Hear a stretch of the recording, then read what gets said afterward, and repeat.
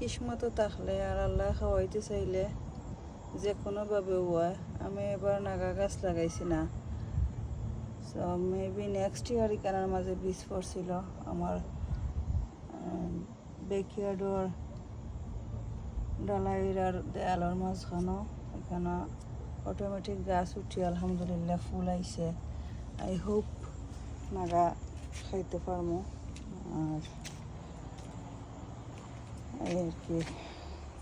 তবে দুঃখের বিষয় হইল আমার লেবু গাছটা এখনো লেবু আর না, ফুল মরে যাওয়ার পথে এখন আস্তে আস্তে মরে যাইব ফুল।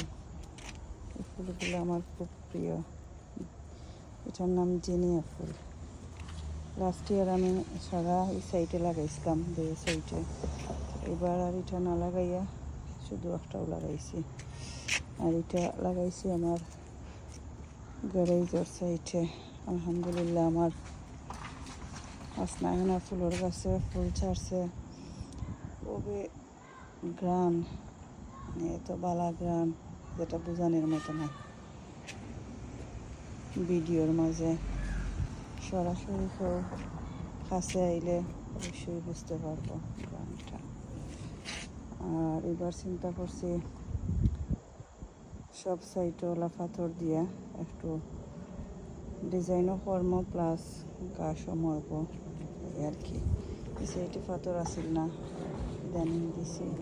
ওই সাইডেও পাথর দিছি ইদানিং। নেক্সট সামারও লাগে আস্তে আস্তে প্রিপেয়ার করে রাখি দিলাম। সামার আওয়ার আগে ঠান্ডার মধ্যে কাজ করা যায় না, আর সামার আইলে পরে কাজ করার সময় হয় না, ঘোরাঘুরি এসে।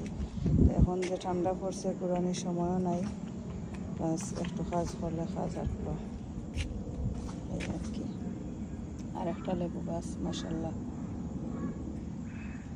মোটামুটি হয়েছে, জানি না এটা। আই হোপ এটা লেবু ধরবো 1-2 বছর পরে, কারণ এটা জানিয়ে আনছি লেবু ধরে।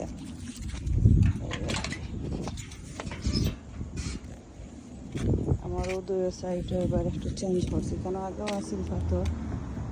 কেন ফুলের গাছও পানি দেওয়া যেত না, পাথরও পানি জমে যেত। এর লাগে ফুলের গাছও গুড়িটারে আগলাইছি, পাথরও চেঞ্জ করিয়া নিউ পাথর দিছি, একটু উঁচা করছি। বৃষ্টি দিলে পানি জমে যায় এখানের মাঝে, তার কারণে একটু উঁচা করিয়া দিছি। আর জিনিয়া ফুলগুলা ওই সাইডে লাগাইছি গ্যারেজের পিছে।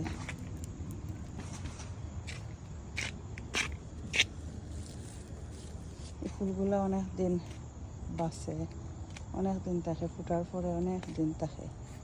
ও ফুলগুলাও অনেক দিন থাকে, যার কারণে এখন চিন্তা করছি ও দুই জাত ফুলও লাগাইমু বেশি, কারণ এগুলা অনেক দিন ফুটিয়া থাকে। গোলাপ কিছুদিন পরে ঝরি যায়, আর যে গোলাপ ঝরিয়া আবার নতুন করে আর একবার আইছে গোলাপ কয়েকটা গাছে। সব গাছে অবশ্য আইছে না, কয়েকটা গাছে আইছে গোলাপ। একটা গোলাপ ফুটেরও এখনো ফুটছে না। রেড গোলাপটা ফুটিয়া ঝরে গেছে। এই গাছে একবার আইয়া ঝরিয়া এখন আবার আইছে। ঠান্ডা পড়ায় মোটামুটি সবও মরে যার।